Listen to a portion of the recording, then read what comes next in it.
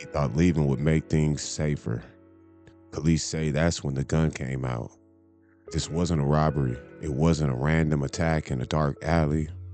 It started online with messages, photos, and a plan that everyone agreed to. Three adults walked into an apartment late at night, believing they were on the same page. But somewhere inside that apartment, something shifted. According to police, one man didn't feel angry or violent. He just felt done. He told his girlfriend he wanted to leave. They started getting dressed, ready to walk out quietly and end the night. Police say that decision is what got him killed. And the question investigators are still trying to answer is simple, but disturbing. Why did walking away turn into a death sentence? Welcome back to How They Do That. As always, I appreciate the support on the channel. If you're a first-time viewer, make sure you hit the like button, subscribe button, turn on notifications so you don't miss out on any of our content. According to investigators, this case begins on an adult-only swingers website called SDC, short for Seek, Discover, Connect. It's a platform designed for people looking for open relationships, group encounters, or casual adult meetups. For many users, it's just another dating site, just more direct about its purpose. That's where a woman met a man named Alfonso Warner. Police say the two communicated through the site, exchanged messages, and talked long enough to feel comfortable meeting in person. This wasn't a random last-minute decision. There was some planning that was involved. Expectations were discussed. Boundaries, I guess, were assumed. The woman didn't plan to go alone. She asked Warner if her boyfriend could join them. His name was Arthur Gaynor. He was 48 years old. Warner agreed to the arrangement, and the three planned what they described as a group play date. Late on the night of November 29, 2025, Arthur and his girlfriend drove to Warner's apartment in Savannah, Georgia. The meetup was set for around 1:30 in the morning. That detail matters. This wasn't casual or spontaneous. This was private, late, and very intentional.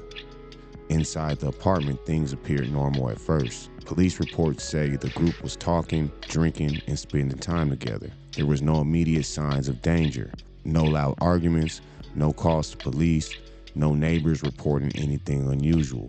For a while, it looked like the night would end the way most meetups do, quietly, with everyone going their separate ways. But at some point, the mood changed. Arthur Gaynor began to feel uncomfortable, according to his girlfriend's statement she gave to police. He felt disrespected. That word comes up again and again in cases like this. Disrespected doesn't always mean threatened. Sometimes it means being ignored. Sometimes it means boundaries were crossed. Sometimes it's just a feeling that something ain't going right. We don't know exactly what caused that feeling. Police haven't released details about what it was said or what was done, but whatever it was, it mattered enough for Arthur to make a decision. He told his girlfriend he wanted to leave. That moment should have ended the story. The couple began getting dressed.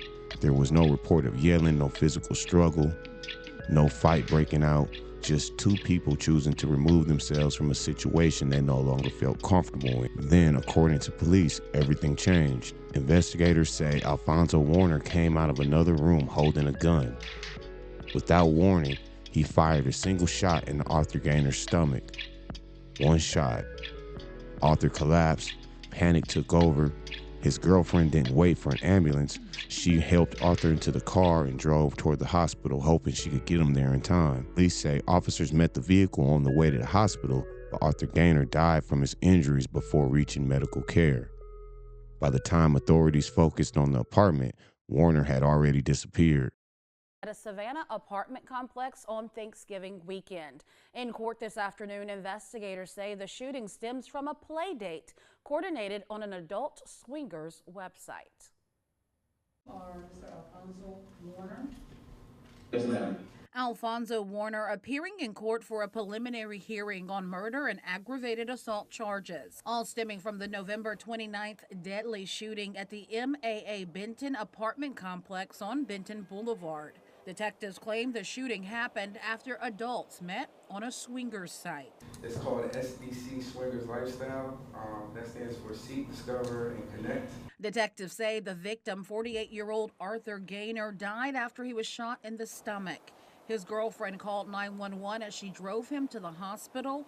When police met her at her vehicle, she explained what happened. She had been texting him, she had met up with him before, and she knew his name was Alfonso. She even used the swinger site to help police identify him.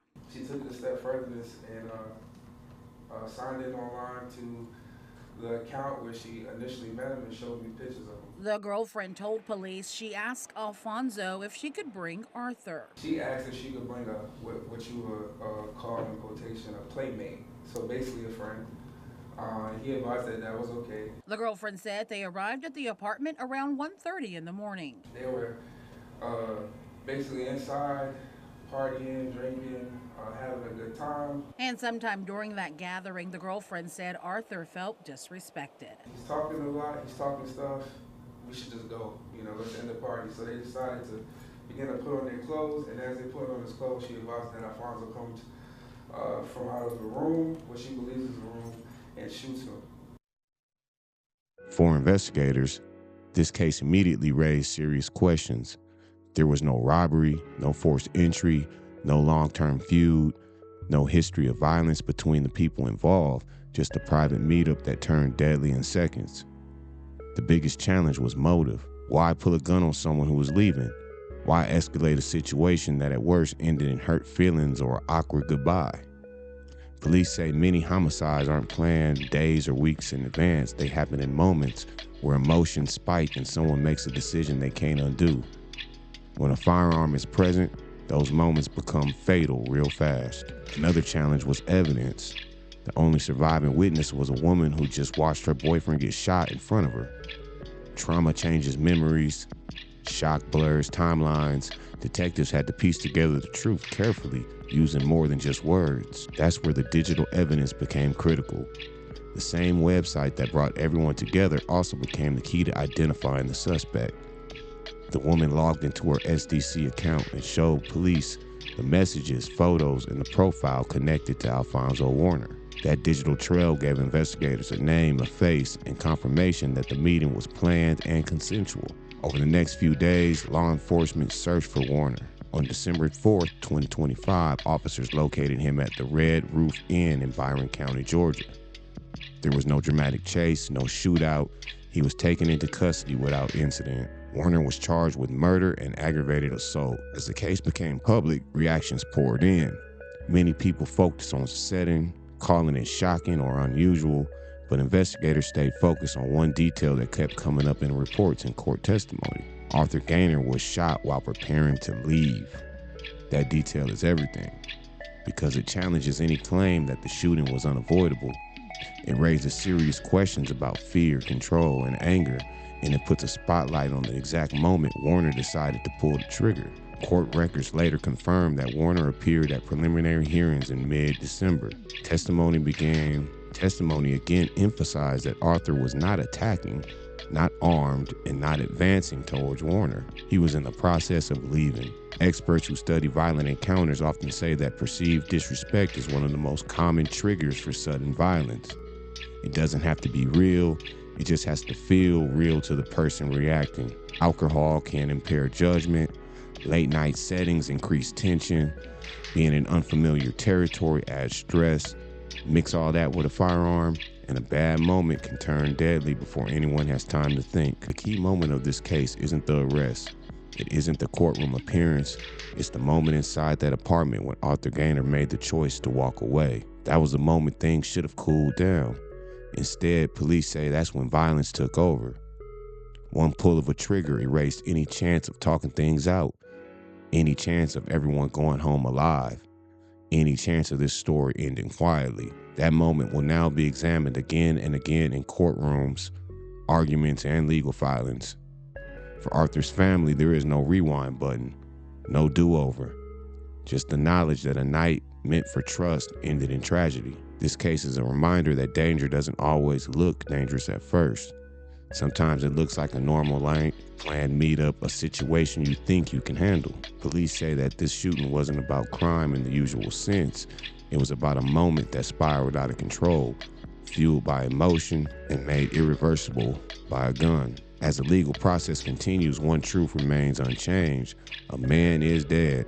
Another faces life-altering charges, and a single decision reshape multiple lives forever. If you've been with us the whole time and you enjoyed this video, make sure you hit that like and subscribe button, hit the notification bell so you'll get all of our new content.